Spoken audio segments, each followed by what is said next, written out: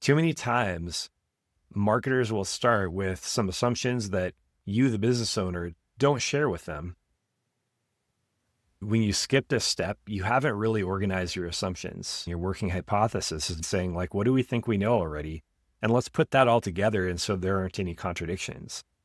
And then they run off and they're doing stuff, shooting from the hip and flying by the seat of their pants. And then they come up with something that may or may not be a good idea, but you won't know because you don't know what their process was. You don't know what thoughts went into that. You don't know what assumptions are tied up in that. So you start asking questions and they start getting defensive because they're not organized. They're shooting from the hip.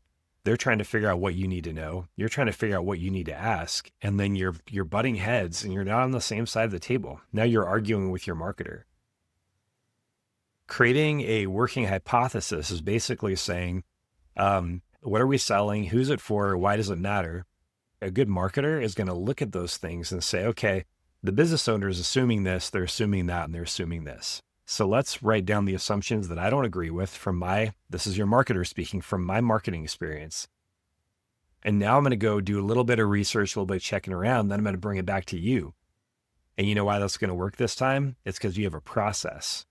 And your marketer is saying, hey, before I start making stuff and then we get all confused about why you don't like it, let's make sure we have the right strategy and the right assumptions going into this so that we waste less time, so we get less frustrated, and so we're more likely to be able to line up our creative with what we're selling, who it's for, why does it matter, and then we can move on to the next step now that we have those assumptions figured out and documented.